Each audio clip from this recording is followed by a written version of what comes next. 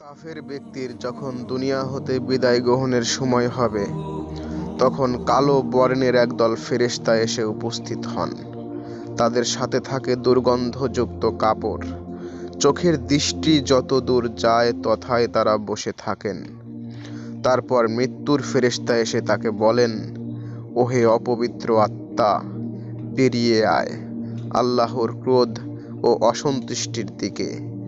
কাফের বা পাপীর আত্মা তখন দেহের মাঝে পালাতে চেষ্টা করে, কিন্তু ফেরেশতা তাকে এমনভাবে টেনে বের করে আনেন যেমনভাবে লোহার পেরেককে ভিজা পশমের মধ্য থেকে টেনে বের করা হয়। তার রূহ বের হওয়ার সময় শরীরের রগসমূহ ছিন্ন বিচ্ছিন্ন হয়ে যায়। তার উপর আকাশ ও জমিনের মধ্যকার সকল ফেরেশতা লানত করতে থাকেন। আকাশের দরজাগুলো বন্ধ করে দেওয়া হয়। প্রত্যেক দরজার ফেরেশতাগণ আল্লাহর কাছে দোয়া করেন যাতে ওই ব্যক্তির রূহ তাদের দরজা দিয়ে না ওঠানো হয়। তার রূহকে দুর্গন্ধযুক্ত কাপড়ে রাখা হয়। তা থেকে মরা পচা মৃত দেহের দুর্গন্ধের ন্যায় প্রচণ্ড দুর্গন্ধ বের হতে থাকে। ফেরেশতাগণ তাকে আকাশের দিকে উঠাতে থাকেন। যেখান দিয়েই গমন করেন সেখানের ফেরেশতাগণ জিজ্ঞেস করেন, এই অপবিত্র আত্মা কার? উত্তরে ফেরেশতাগণ অতি মন্দ নাম উচ্চারণ করে বলতে থাকেন, অমুকের পুত্র অমুকের। আকাশে পৌঁছে তার জন্য আকাশের দরজা খুলতে বলা হলে আকাশের দরজা খোলা হয় না। অতঃপর রাসূল সাল্লাল্লাহু আলাইহি ওয়াসাল্লাম কুরআনের এই আয়াতটি পাঠ করলেন, তাদের জন্য আকাশের দরজাসমূহ খোলা হবে না এবং তারা জান্নাতে প্রবেশ করতে পারবে না যে পর্যন্ত না সূচের ছিদ্র দিয়ে উট প্রবেশ করে। সূরা আরাফ আয়াত 40। তারপর বলা হয়, 7 জমিনের নিচে সিজ্জিনে তার নাম লিখে দাও এবং তার রূহ জমিনের যেখানে দাফন করা হয়েছে সেখানে ফেরত দাও, কেননা আমি জমিন থেকে মানুষকে সৃষ্টি করেছি এবং জমিনেই ফিরিয়ে দেব এবং কিয়ামতের দিন জমিন থেকেই আবার বের করব। তারপর রূহকে জমিনের দিকে নিক্ষেপ করা হয়।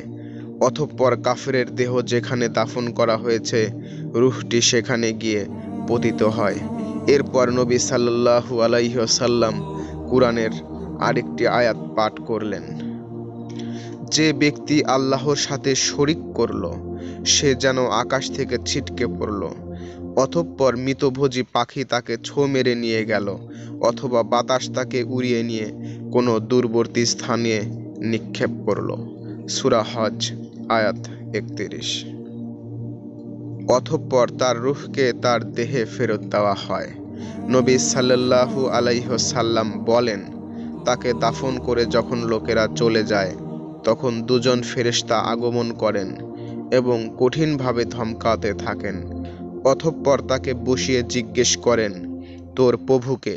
সে উত্তর দেয়, হায় আফসোস, আমি জানি না। আবার জিজ্ঞেস করেন, তোর দিন কি? জবাবে সে বলে, হায়, আমি তো এটাও অবগত নই। তারপর জিজ্ঞেস করেন, তোদের কাছে যে লোকটিকে পাঠানো হয়েছিল তার সম্পর্কে তোর ধারণা কি?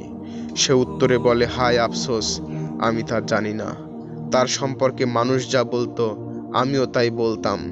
তখন আকাশ থেকে একজন ঘোষক ঘোষণা করেন, এই লোক মিথ্যা বলছে, তাকে জাহান্নামের পোশাক পরিয়ে দাও, তার জন্য জাহান্নামের বিছানা বিছিয়ে দাও এবং তার জন্য জাহান্নামের দরজা খুলে দাও, যাতে তার কাছে জাহান্নামের গরম বাতাস ও তাপ পৌঁছতে পারে। তার কবর অতি সংকীর্ণ করে দেওয়া হয়। মাটি তাকে এমনভাবে চেপে ধরে যাতে তার এক পাশের হাড় অপর পার্শ্বে ঢুকে যায়। অতঃপর কালো চেহারা বিশিষ্ট, কালো পোশাক পরিহিত ও দুর্গন্ধযুক্ত এক ভয়ানক আকারের লোক এসে বলতে থাকে, তুই দুঃখের সংবাদ গ্রহণ কর, ধ্বংস হোক তোর, আজ তোর সেই দিন যার অঙ্গীকার তোর সাথে করা হয়েছিল। তখন কাফের বা মুনাফিক ব্যক্তি বলে, তোমার পরিচয় কি? তোমার চেহারা দেখেই মনে হচ্ছে তুমি কোনো দুঃখের সংবাদ নিয়ে এসেছ। উত্তরে লোকটি বলে, আমি তোর সেই খারাপ আমল যা তুই দুনিয়াতে করেছিলি। আল্লাহর শপথ করে বলছি, তুই ছিলি আল্লাহের আনুগত্যের কাজে গাফেল এবং আল্লাহর নাফরমানিতে ছিলি অগ্রগামী। অতঃপর তার কবরে একজন বোবা ও বধির ফেরেশতা পাঠানো হয়। তার হাতে থাকে লোহার এমন একটি হাতুড়ি, তা দিয়ে যদি কোনো কঠিন পাহাড়েও আঘাত করা হতো তাহলে উক্ত পাহাড় চূর্ণ বিচূর্ণ হয়ে ধুলায় পরিণত হয়ে যেত। তা দিয়ে তাকে এমন জোরে প্রহার করা হয় যাতে সে মাটির সাথে মিশে যায়।